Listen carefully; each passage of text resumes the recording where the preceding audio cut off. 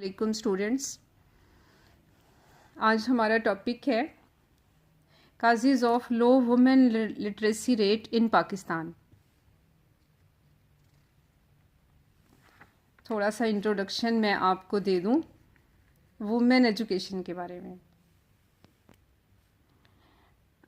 You know women as an informal school कि mother जो है वो पूरा एक स्कूल है। फॉर्मल स्कूल नहीं है लेकिन इनफॉर्मली वो पूरा एक स्कूल है। और ये आपने मकूला बहुत सुना होगा कि माँ की गोद बेहतरीन स्कूल है, माँ एक अच्छी ट्रेनर है, माँ के कदमों तले इसीलिए बीएस जन्नत रखी गई है। फिर एक और वुमेन के बारे में है, women as a comprehensive institution, कि वो सिर्फ इनफॉर्मल स्कूल ही नहीं है, कॉम्प्रिहेंसिव इंस्टीट्यूशन है जहाँ से बच्चा हमा किस्मी तरबियत लेता है।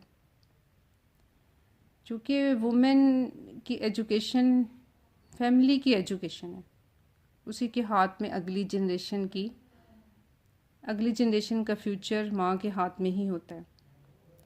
फिर एक और करैक्टर मैं वुमेन का आपको बताती हूँ, women as a nation builder, कि वुमेन जो है वो नेशन बिल्डर है। और वो भी मकूला आपने सुना होगा कि तुम मुझे अच्छी माएँ दो, मैं तुम्हें अच्छी कौम दूंगा। तो वुमेन का role as a nation builder भी है। वुमेन एज आ बिहेवियर मेकर, सारी तरबियत ट्रेनिंग बच्चे माँ से ही लेते हैं। नेशनल वैल्यूज़, एटीट्यूड, ये सब माँ ही अपने बच्चों को सिखाती हैं। और कैसे धीरे धीरे सिखाती हैं, स्टेप बाय स्टेप। ये पता भी नहीं चलता लेकिन एक अच्छा इंसान है या बुरा इंसान है, कुछ अरसे के बाद वो रूप सामने आ जाता है। Women as an economic worker भी है।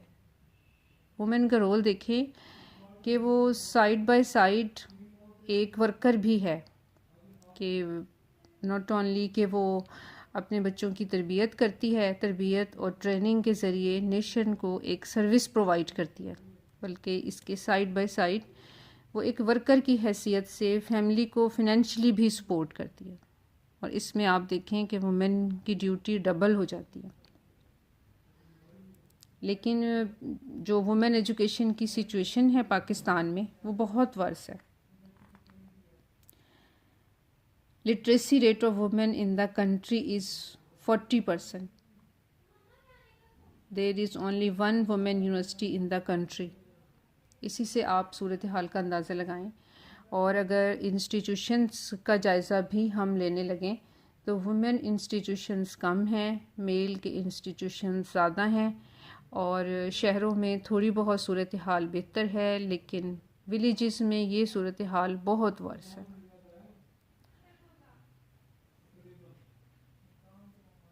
अब हम अपने टॉपिक की तरफ आते हैं, causes of low women literacy rate in Pakistan. इसमें फ़र्स्ट काज करिकुलर यूनिफॉर्मिटी।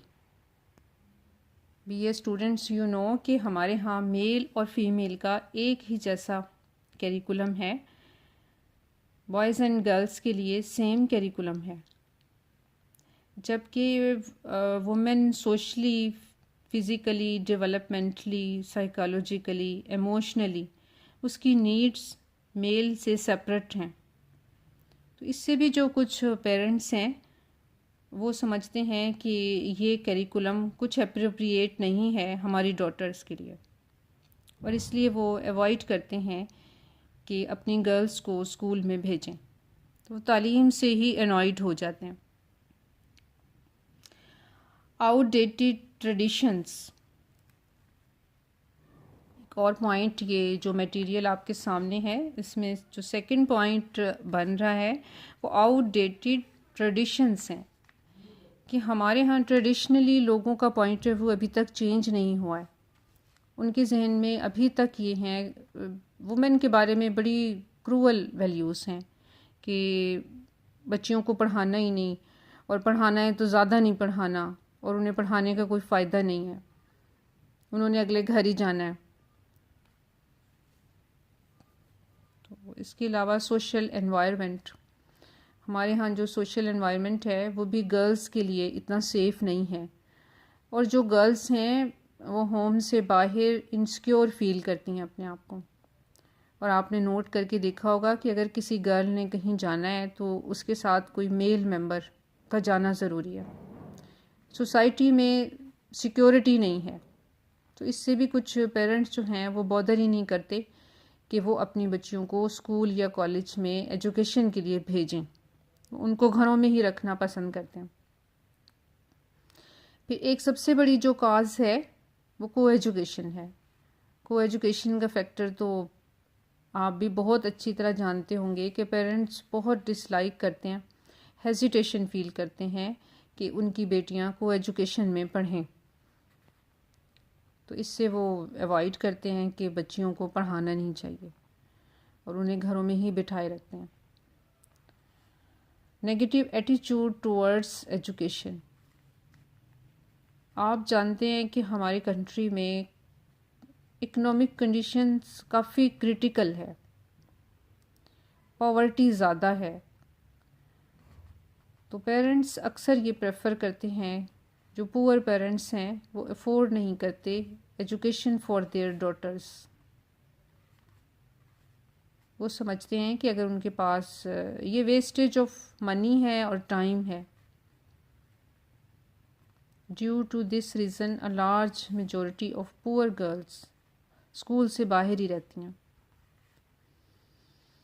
और थोड़े बहुत जो रुपए पैसे वो अफोर्ड कर सकते हैं तो वो मेल मेंबर की एजुकेशन पर लगा देते हैं।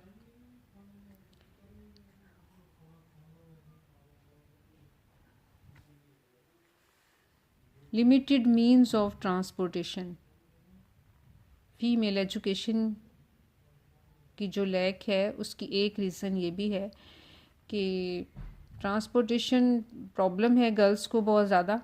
एक तो ट्रांसपोर्टेशन कम है, ऊपर से सेफ़ नहीं है। फिर कुछ पेरेंट्स इससे अवॉइड करते हैं कि वो गर्ल्स को दूर दराज ना भेजें जहाँ पे उनको ट्रांसपोर्ट के थ्रू जाना पड़े। इकोनॉमिक कंडीशन, फिर ये ऊपर हम कर चुके हैं कि लो इनकम ऑफ पेरेंट्स एक बड़ी काज है कि जो पुअर पेरेंट्स हैं वो अपनी मनी को फीमेल चाइल्ड पे नहीं लगाना पसंद करते, मेल चाइल्ड पे फिर भी लगा देते हैं। और मोस्टली उनका ये भी होता है कि हम बजाय इसके कि तालीम दिलवाएं और उस पर पैसा खर्च करें, इनको कहीं काम पे लगा देते हैं। और ये एक चाइल्ड लेबर की जद में भी आता है, और पेरेंट्स बड़ा पुअर पेरेंट्स में ट्रेंड है कि वो अपनी बच्चियों को अमीर उमरा के घरों में काम के लिए लगा देते हैं स्कूल भेजने की बजाय। लैक ऑफ एजुकेशनल इंस्टीट्यूशंस, ये सिचुएशन बिल्कुल क्लियर है कि हमारा डेवलपिंग कंट्री है और हमारे डेवलपिंग कंट्रीज़ में वैसे ही स्कूल्स की कमी है। पॉपुलेशन तेज़ी से बढ़ रही है और स्कूल्स उस हिसाब से नहीं हैं।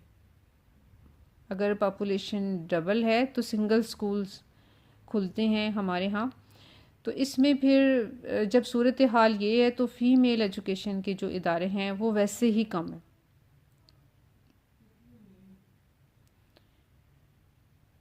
पॉपुलेशन ग्रोथ के हिसाब से स्कूल कम है और फीमेल के स्कूल उससे भी हाफ हैं। फिर लास्ट एक कॉज है रेजिडेंशियल डिफ़िकल्टीज़, कि कुछ पेरेंट्स जो अपने बच्चों को एजुकेशन दिलवा रहे हैं और फीमेल को भी एजुकेशन दिलवा रहे हैं, तो उनको ये भी एक इशू आता है कि अगर हायर एजुकेशन है या हायर सेकेंडरी एजुकेशन है, उनके शहरों में स्कूल्स नहीं हैं, उनको कहीं भेजना पड़ रहा है, तो वहाँ पे वो हॉस्टल्स में रखना पसंद नहीं करेंगे, उनको रिहाइश के भी मसाइल आते हैं।